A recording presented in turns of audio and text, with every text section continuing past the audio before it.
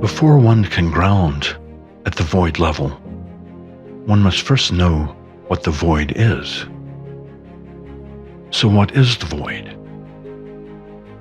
In ancient times, our ancestors recognized the existence of four elements: earth, water, air, and fire. Earth represents all solid things. Water represents all liquid things. Air represents all gaseous things. And fire represents all energy. Over time, our ancestors began to perceive the existence of a fifth element. This quintessence has been equated with the spirit, or the soul, or the place of no place, and the time of no time. It is the beginning and the end of all things. It is what remains when all else is stripped away. To take up the Wyrding Way, the seeker must leave the ordinary world behind and journey to the world of the spirit. When traveling to the void, we enter the realm of potential and possibilities. The void is where all existence is born. It is the source of all things. It is the sacred well of wisdom. It is the birthplace of all that is, all that was, and all that will ever be. Because the void is the source of all things, it is also at the center of all things. When a vision seeker in the Wyrding Way travels to the void, they are at the hub of creation. To stand at the center of all things is to have all possibilities opened up before you. To stand at the center of the void is to be present at the center of all knowledge and all wisdom. It is the act of drinking from the sacred well.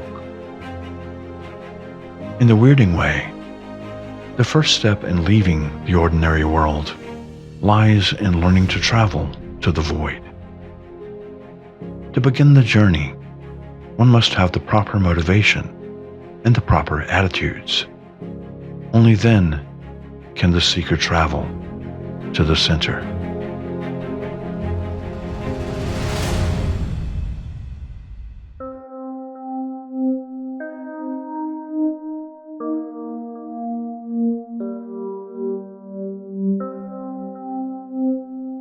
In the Wyrding Way, grounding at the void level has always been left for practitioners to discover for themselves.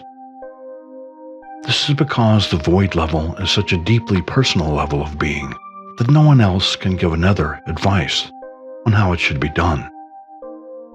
Among practitioners of the Wyrding Way, it is known that every object, no matter how great or small, contains a life force.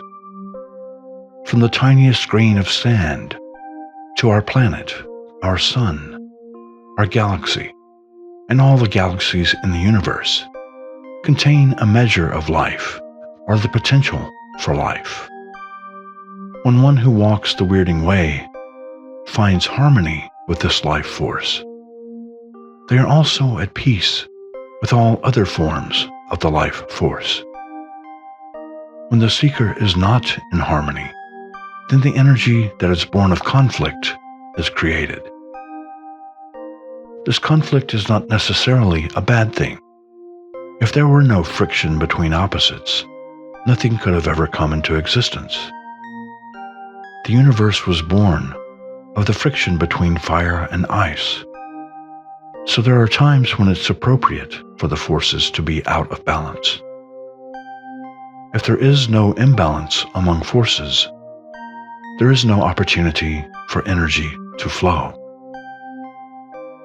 But eventually, as the conflict is resolved, the forces again achieve harmony.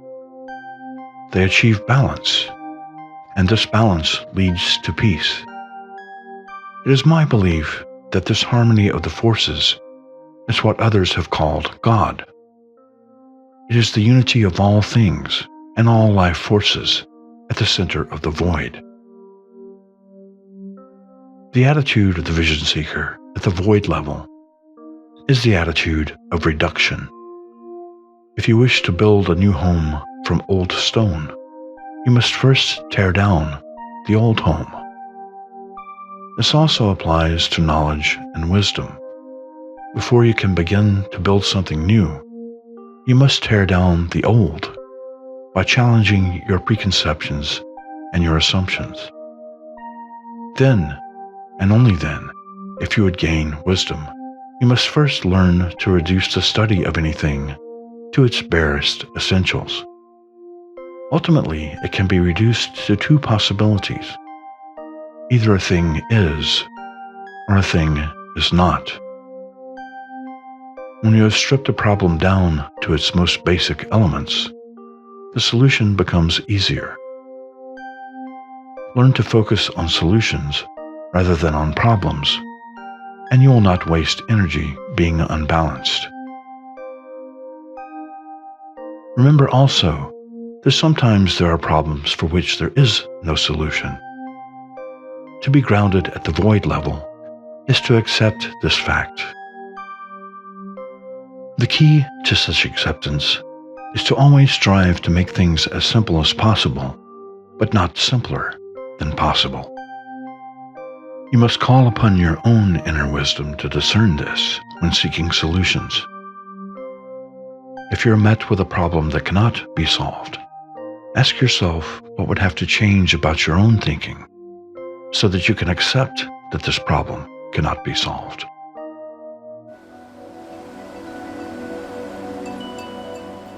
The next step is to learn to care for the body.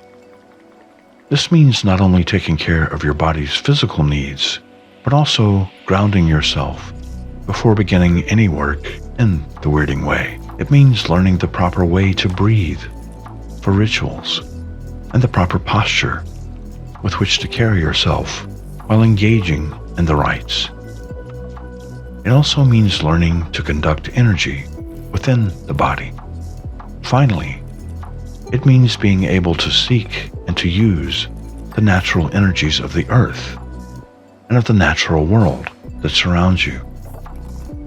Channeling energy through the body in this way is not something that can be taught. It is something that must be experienced. It's like being in love for the first time. Love cannot be described to one who has never been in love. It must be experienced. And like love, you will not have to be told when you find it. You will know it when you experience it for the first time.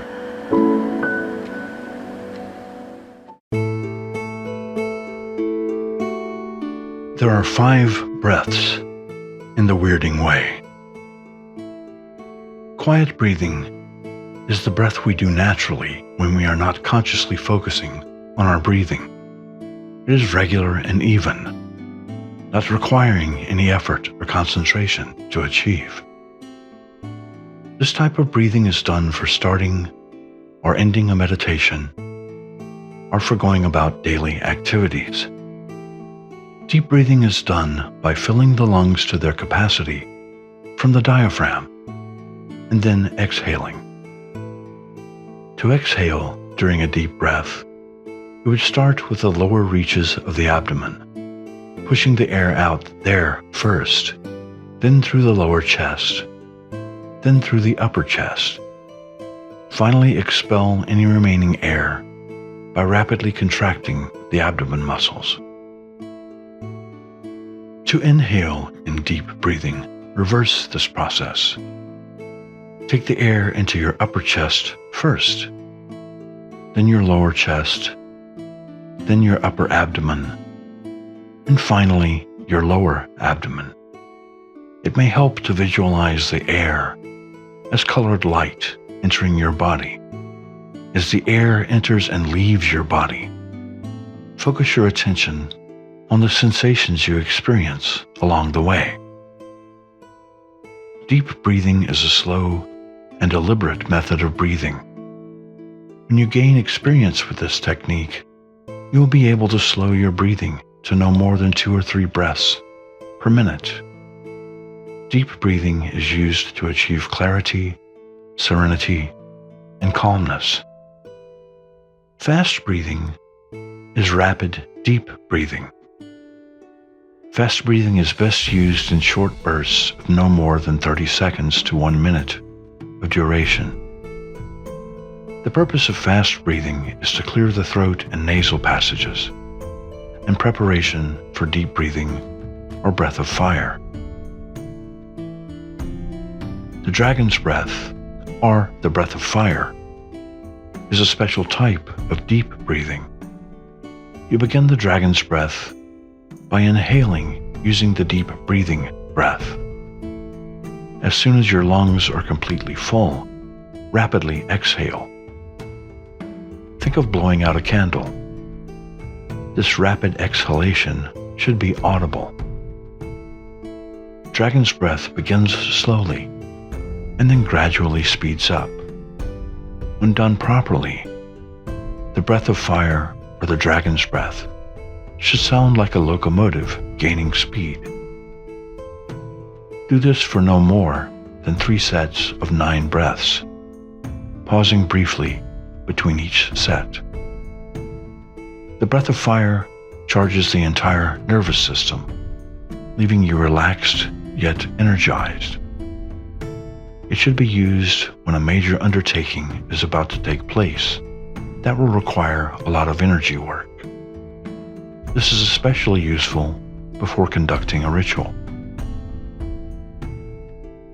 Breath of the sea is accomplished exactly like deep breathing, but with holding your breath at the peak of each inhalation and exhalation. Picture a wave breaking upon the seashore. Note how it hesitates for a moment before it breaks, and you'll understand how to do breath of the sea. Experiment with holding your breath for short counts at first, then gradually build up to longer counts. Try not to exceed a count of 9 beats while holding your breath. Start with 1 deep breath, followed by a hold for a count of 1. Then exhale and hold for a count of 1. On the next breath, hold for a count of 2, then 3, and so on until reaching 9. Breath of the sea is useful for relaxing and meditating after a period of exertion, such as exercise, walking, or doing energy work. As you experiment with the 5 breaths, consider which ones are the most useful for which activities. When you have mastered them all, you will be grounded at the void level.